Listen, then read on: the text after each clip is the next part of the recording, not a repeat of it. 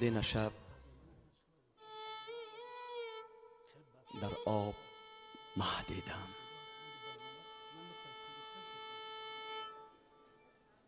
دین شب در خواب ره دیدم، دین شب در خواب در کولاب خویش را در 15 یا 16 دیدم.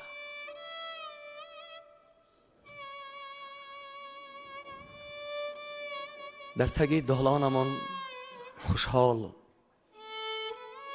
خویش را هملانه و همبال باز با موسیقی های بیگناه دیدم.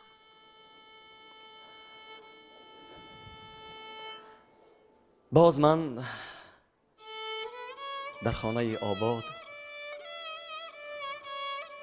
هیچ پروایی نمی کردم که می افتاد کهگل انداوه دیوار از هر جا. در سراب شستون راست و برجا باز دیدار پدر را یک نگاه دیدم. در سرش طاقه نقشین گرد بر سر او بود، بلکه بار نیم دنیا، بلکه بار نیم دنیا در سر او بود. چون بروی گرده گردان جغرافی نقشه نیم زمین در این کلاه دیدم.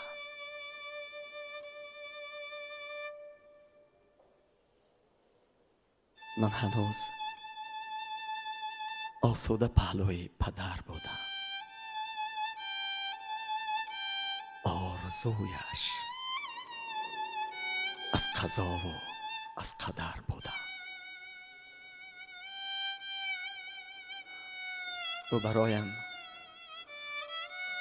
خانه نو ساختن میخواست. او گلیم نو در آن انداختن میخواست.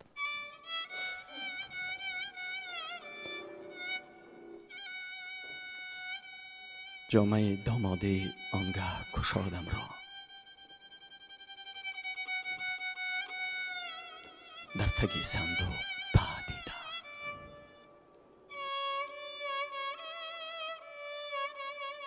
من هنوز آگاه نبودم که در این دنیا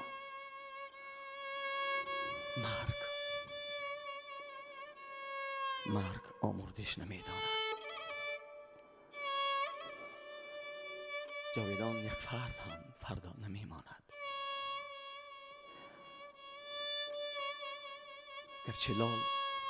گرچه لال اندوه پیری را در غنمهای سگ در پای گه دیدم.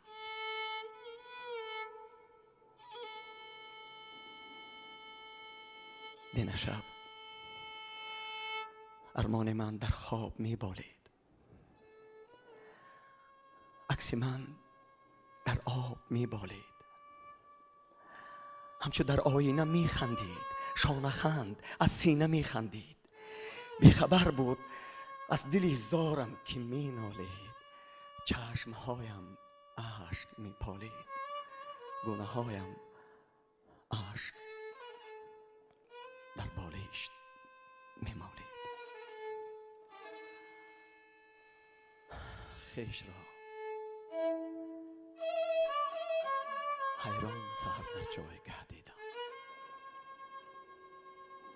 باز یک روز سفیدم را سیاه دیدم. باز خود را بی پدر بی سرپناه دیدم. در بن دیوار زه دیدم.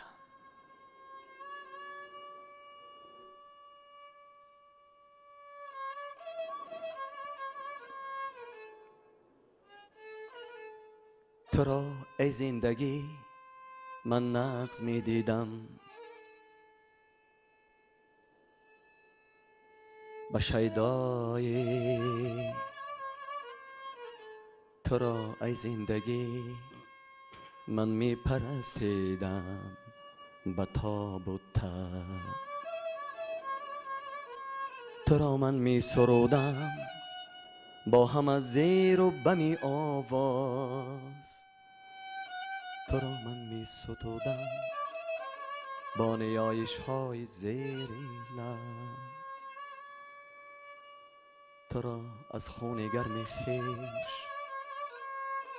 می افروختم در دل، تو را چون روشنی می پروریدم در نگاه خود. چرا ای زندگی اکنون به مهرم کینه می ورزی؟ نمیدانم گناه خود. تو با انگیزه های تند می پیچی به جان من، تو با اندیشه های تلخ خوابم را بپرکانی. چه آتش می دوی از رشته سوزان پیوندم که تا در من غمی باروتی خود را بترکانی. نمیدانم برنجم یا نرنجم از تو یا از خویش، به زیر بار دنیا سخت و سنگین می کنی پخشم. برای پایمال آرزوهای دلم لیکن تو را ای زندگی تا زندم هرگز نمی بخشم.